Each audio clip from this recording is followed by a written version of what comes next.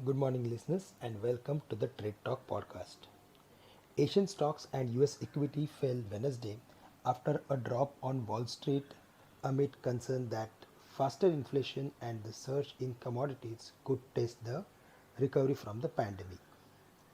Globally, equity markets are turning volatile and could remain in a range. We feel that our markets have defined its trading range between 14,400 on the downside and 15,100 on the higher side. Accordingly, we need to design our trading strategy. The strategy should be to buy on dips and for the day on the day of weekly expiry.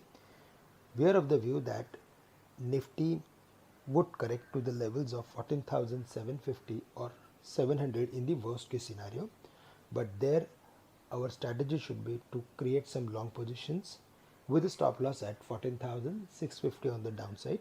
We are expecting market to rebound after hitting the levels of 14,750. For the bank Nifty, buying levels would be 32,500 and 32,400. Nifty IT, Nifty Pharma, as well as Nifty Metals and Nifty. These are the indices where we are seeing range bound activity. Yes, we may see some correction in metal index and pharma index, but they are already into strong upward momentum. So any correction will be an opportunity to create some long position in pharma as well as metals. And for Nifty and Bank Nifty, we are of the view that we should look for adding position if they correct to their important major levels. And that is why the strategy should be to buy on dips. Even Nifty IT index is also rejecting to fall below certain levels. And yesterday we saw smart recovery in the Nasdaq. Nasdaq erased its initial losses and closed at the highest point of the day, whereas Dow Jones closed at the lowest point of the day. So it shows that we may see some activity in IT stocks also.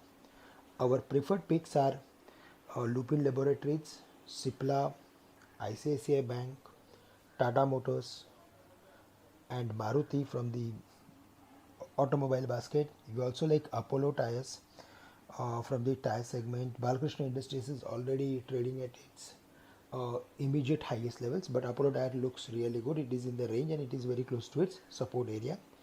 From the chemical basket, we prefer UPL based on its technical.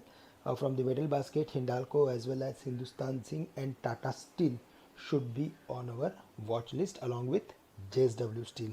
So these are the stocks and where we should look for adding if they are available at their important support areas, and if they are reversing from their important levels, then our strategy should be to buy them with a short term view. That's all from my side.